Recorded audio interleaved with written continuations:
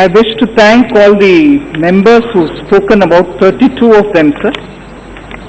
I'm not reading the complete list, क्योंकि सभी members को ये जानकारी है कि कितने वरिष्ठ members इसमें भाग लिए हैं. इसीलिए I'm not reading the complete list, but I thank each one of the members for having gone through this amendment bill in such great detail and also given their valuable inputs. Sir, पहले I want to make it very clear that this bill does not provide for regulation of cooperative banks by the central government. ये bill बिल्कुल ये amendment का मतलब नहीं है कि केंद्र सरकार सभी कोऑपरेटिव बैंक के ऊपर निगरानी रखेगी. अमेंडमेंट इसके लिए नहीं है. गलतफहमी नहीं होना चाहिए. दूसरा, ये कोऑपरेटिव बैंक्स का आज क्या हो गया, आपने क्यों रेगुलेशन करके आरबीआई के हाथ में सौंपना चाह रहे हैं? क्षमा कीजिए सर, कोऑपरेटिव बैंक्स का रेगुलेशन आरबीआई के द्वारा 1965 से ऑलरेडी हो रही है. हम नया कुछ नहीं कर रहे हैं, मगर कुछ नया जो कर रहे हैं वो डिपॉजिटर्स के हित के लिए कर रहे हैं. So this bill does not regulate the cooperative banks. The amendment is not for the central government to take over cooperative banks or to control the cooperative banks. And it is not for the first time that this regulation of extending some powers to the RBI is happening. Since 1965, cooperative banks are already being regulated by the RBI. वो दूसरी point रखना चाह रही हूं sir, क्योंकि बहुत सारे वरिष्ठ मेंबर ने इसका तरह तरह से जिक्र किए हैं.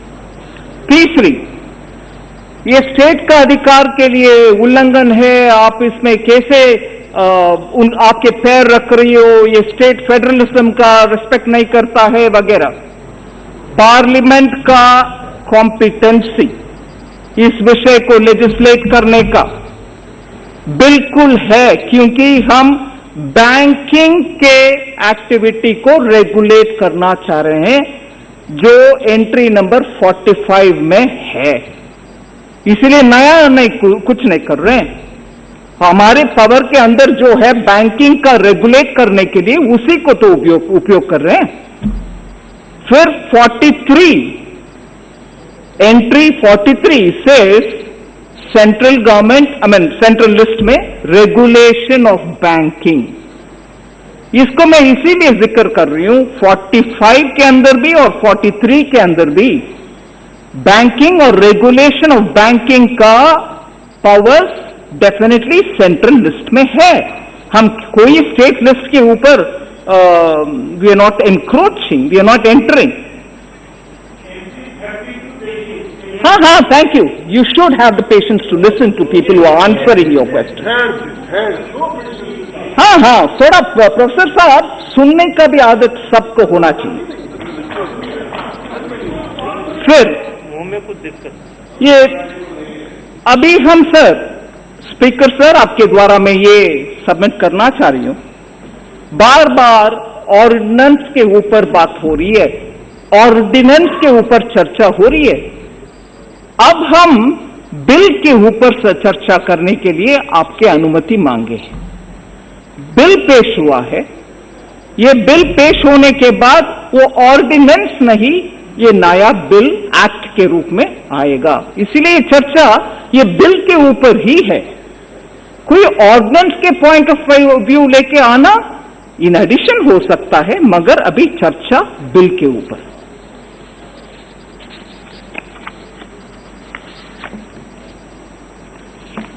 और वरिष्ठ सदस्य एनके प्रेमचंद्रन जी बहुत अहम मुद्दा उठाए. He raised very, very relevant point and I am duty bound to answer that. Whether states were consulted as cooperatives are in the state list. Sir, मैं आपके द्वारा ऑनरेबल मेंबर को जवाब देना चाह रही हूं. Consultation with states is required only for union legislation on concurrent list wale items. Those items which come in the concurrent list require consultation with the state governments, and that is if the union legislation is on a concurrent list wala item. But here, this bill is in exercise of the union's legislative power under the union list. We are not touching the concurrent list. And if I am touching the concurrent list, yes, I have to do the consultation. But I am doing it on a union list item, 7th schedule, read with Article 246. And therefore, consultation with the states is not necessary. So then, you presented a bill during the budget session. You should have come here now. In between, what was the need to get an ordinance? Absolutely, there was a need for an ordinance. Several members have very nicely highlighted that because of COVID, the uncertainty being what it is, one wasn't even sure when the next session of Parliament would be. And in the meanwhile, the protection of the depositors is of critical importance. And I'm sure many of the well-meaning honorable members who contacted me or the MOS about the depositors who are suffering in many of these cooperative banks, I myself have received the representation from the Guru Raghavendra Cooperative Bank in Bengaluru, the place where I live in Bengaluru, the constituency member of parliament, my representative member of parliament, Tejasvi Surya spoke very well, clearly explaining what is the difference. He and I have received representation from depositors in Guru Raghavendra, for who also, like the PMC Bank, till today there is no solution given. They are trying and trying and trying. And so was the PMC members, Punjab Maharashtra Cooperative Bank members who met me in Maharashtra, in Mumbai, and several times after that, several eminent members, Supriya Suleji is one of them, who have really, with a very heavy heart, come to say, can you not get something done quickly? Even today she has given a very heartfelt appeal. We don't want such things to happen, hurting the depositors. And we want to make sure that there is some kind of a provision with which the RBI can do it. And here, much before I go into the details, I'd like to recall, because many of the members have duly said, cooperative ka role is desh mein mahatvapurna hai, they have done excellent work, we cannot undermine them. I'm fully with you. We cannot undermine, and we don't want to undermine. We certainly want to support the cooperative movement. But if the cooperatives are doing banking function, several eminent committees have said there is a need to regulate them. And there is a need to regulate them so that it is much more professionally run. And professionally, if the depositors are handled, and again, I'm sorry to refer to one member so many times, the clarity about why a cooperative bank's deposit collection, when it goes outside of its members, has got to be brought in through the regulation, has been explained by so many members. And therefore, it is not as if we have forgotten the success story of the cooperative movement.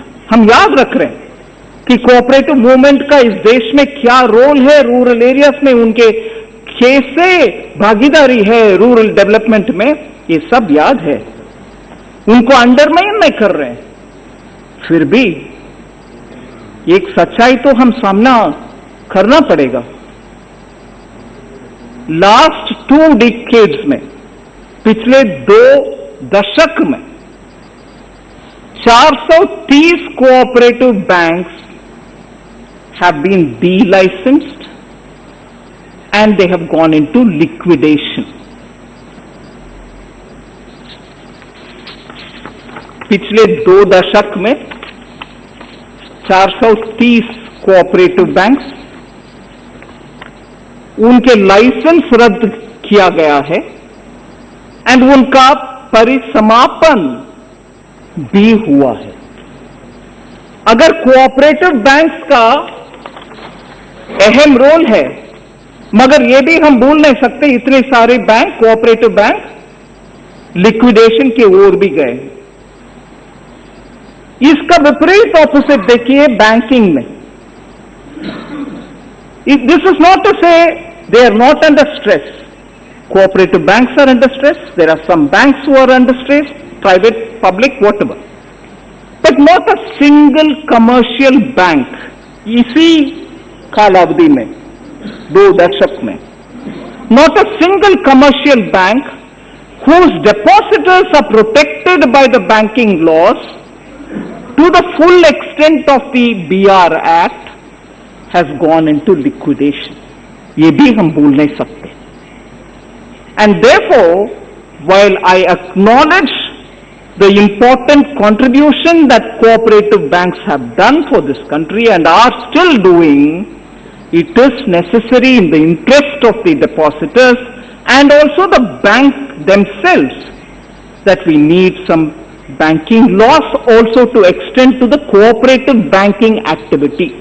Cooperative society का बाकी कारोबार में हम कुछ नहीं कर रहे हैं, सिर्फ इस लिमिटेड परिधि में जो बैंकिंग काम कर रहे हैं उसके लिए ही ये अमेंडमेंट ले आ रहे हैं. एंड इसमें I want to add one thing. In the 1964 bill which came in, the Banking Laws Amendment Application to Cooperative Society Bill 1964, I like to quote the line. The deposit, I'm quoting it, the deposits and working funds of cooperative banks are now so large. 1964 में कह रहे हैं, the deposits and the working funds of cooperative banks are now so large that the extension of the more important provisions of the Banking Companies Act 1949 and of certain other allied provisions of the Reserve Bank of India to these banks will be in public interest. This was said in 1964. There's more said, but I'm not going into the detail. So we should remember that it is not as if suddenly we have come up with something and that is being construed as, we are stepping into the terrain of the states. Not at all. And also, why was this ordinance in June? Ordinance, when after the budget session I presented the bill, had to come in because for the financial year 2019-20, the annual financial data was made available before June. And when we saw the June data, wherein the financial data showed clearly that there is an increase in the gross NPA ratio of the urban cooperative banks from 2018-19, where it was 7%, it had come to 10%.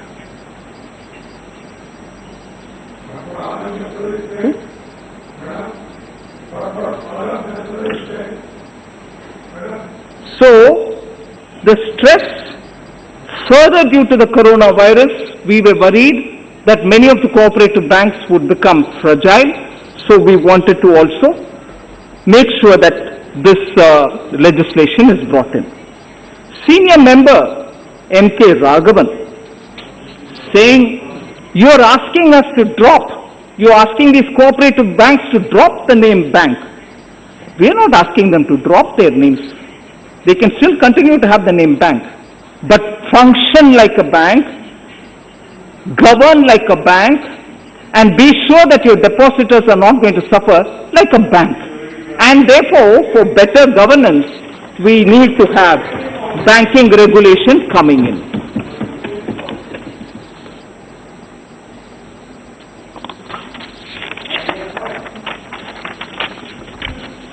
Sir,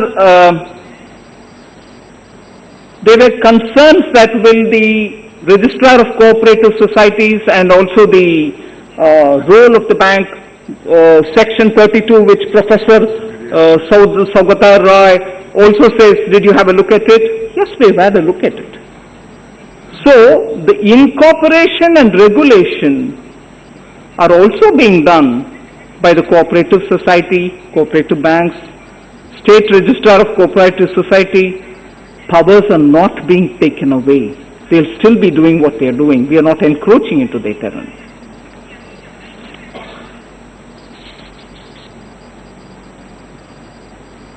So there was a lot of questions.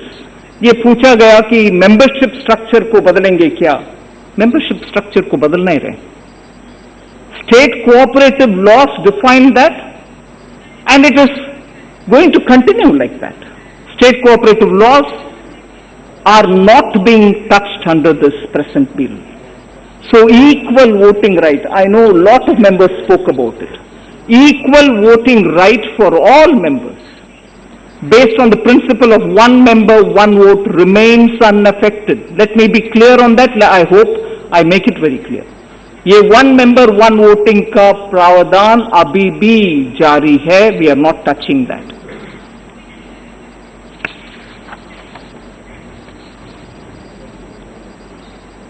Why RBI and are you not overloading RBI has been repeatedly asked. I just want to make sure that we recall, for the benefit of this House, that the preamble of the RBI Act, Section 45L, 1 in bracket, says, Reserve Bank of India Act provides for the RBI and recognizes the RBI as a statutory body, and it is statutorily constituted to operate and empowered to regulate the credit system of the country to its advantage. So entire country का credit system को regulate करने का authority as per the preamble of the RBI Act is with the RBI. So when we are bringing this bill, our stand is the Registrar of Cooperative Society regulates the cooperative societies as a whole, cooperative societies as a whole, while the RBI shall be regulating the banking activities of the cooperative societies only. So the distinction is very clear.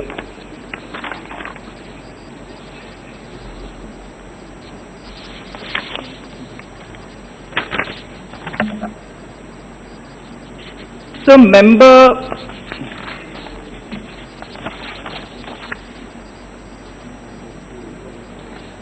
Benny Behanan from Kerala raised a lot of questions and said committee, high-level committee, and they have all said something and you're going against it. I just want to say that the high-powered Committee on Urban Cooperative Banks, 1999, which was chaired by a former Chief Secretary of Government of Andhra Pradesh, has very clearly recommended.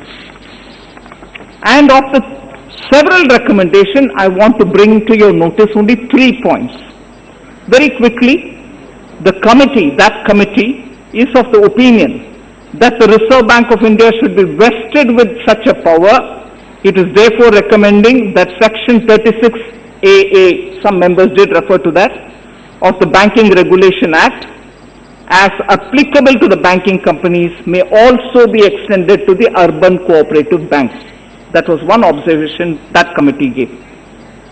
Again, another observation that committee has given is that it recommends that Section 45 of the Banking Regulation Act should be suitably amended to extend to urban cooperative banks subsections 4, 5 and 6 also all of the provisions of section 45, which is what we are doing now.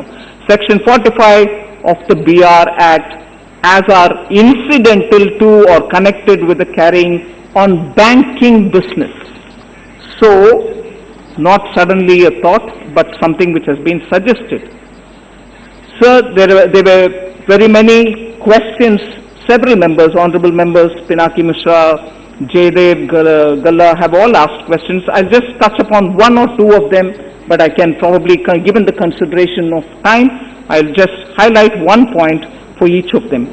The large exposure framework Jaydev ji had raised, the large exposure framework is issued by RBI in exercise of its regulatory powers. As such, this already applies and does not require any amendment through the bill. So that has to be kind of a clarification given. And there were other points also, but I'm not getting into the details. I may write a separate reply to the members of Parliament on some specific details.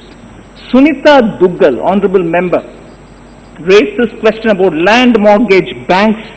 Will it apply to them? Simple. Anywhere where bank is being used, yes, it will apply. Land mortgage banks use the word bank. Therefore, if they retain this word, they will be governed by this act. However, if they do not use the word bank and restrict themselves to their mandate, that is, of long-term agricultural development credit, they will not come under the bill's purview as per the amendments that we have been talking about. Member Nusrat Jahan also spoke about capital requirement. Capital is necessary for safety of banks and the depositors. Unlike cooperative societies that do not do banking, cooperative banking societies need to have capital at least as per the regulatory minimum requirement in order to carry safe banking. And therefore, regulatory capital for banking includes not only share capital, which has a high cost for the bank, but also capital in the form of bonds, which are cheaper for the bank. And therefore, allowing cooperative banks power to issue bonds will only be in the interest of the banks and also for their depositors. Sir, I am almost finished. I just want to add, Dr. Jayakumar felt that the state governments are being treated like tahsildars. Even a tahsildar will not be treated in the way he, honorable member, imagines under Modi government. Everybody will be treated with respect. And the way in which the member spoke, saying, you're treating the state governments like tahsildars. No, sir. We treat everybody. After all, the Prime Minister says about himself that he is a Pradhan Sevak. We don't undermine anybody. But yet, if depositors are suffering, we have to stand with them.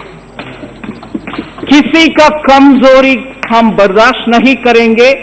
डेपोसिटर्स का safeguard के लिए ये कानून आ रही है. इसीलिए इसका गलतफहमी किसी के मन में नहीं रहना चाहिए. ஜெயக்குமார் அவர்களுக்கு நான் சொல்ல விரும்புறது, யாரையும் நாங்க அவமதிக்கல, யாரையும் குறைச்சலா பேசல, எல்லாரோட நலன் கோரி சொல்றோம். அதனால தாசில்தாரை ட்ரீட் பண்ற மாதிரி ஸ்டேட்டை ட்ரீட் பண்ணாதீங்க, எங்க கிட்ட சொல்லாதீங்க. பிரதமரே தன்னை ஒரு சேவகனா சொல்ற இந்த நாட்டில் யாரையும் தாழ்வு குறைவா நடத்துற கவர்மெண்ட் இது இல்ல.